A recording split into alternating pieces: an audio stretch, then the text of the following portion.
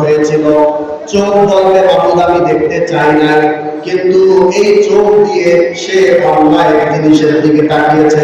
হাতের আঙ্গুল বলবে মাহমুদ তাকে অনেক আপনি ভালো মানুষ, সমাজের মানুষ ভালো জানতো ঠিক, কিন্তু সে আঙ্গুল দিয়ে টাচ মোবাইলের মধ্যে কি দেখতো একমাত্র নির্জনে সে জানতো, আপনি জানতেন, পৃথিবীর মানুষ জানতো না। এজন্য কোথায় কি করা হয় সব কিছু পৃথিবীর কোন মাহলুক যদি নাও জানে, বলেন জানেন কি? এজন্য কেউ দেখুক আর না দেখুক, কেউ জানুক আর না জানুক, কেউ ভালো বলুক আর না বলুক, সব কিছু করবো তাকে দেখানোর জন্য।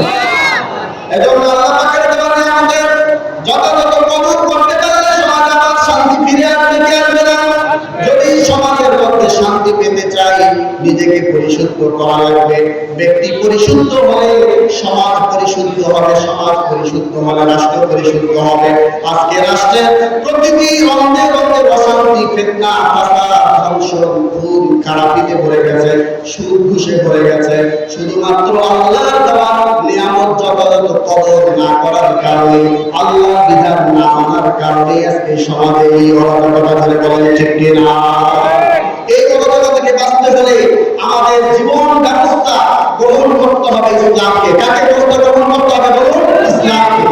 ইসলামকে যদি আমরা আমাদের জীবন ব্যবস্থা রূপে গ্রহণ করতে পারি, তাহলে শুধুমাত্র এই সমস্ত রকমের বিপর্যয় থেকে বাঁচা সম্ভব। আর যদি ইসলাম বাদ দিয়ে অন্য কোনো জীবন আদর্শকে আমরা গ্রহণ করি, তাহলে সমাজের মধ্যে ব্যক্তি জীবনে, পারিবারিক জীবনে, সামাজিক জীবনে কোনো ক্ষেত্রেই শান্তি প্রত্যাশা করা সম্ভব নয়। বলে বলেন ঠিক কিনা?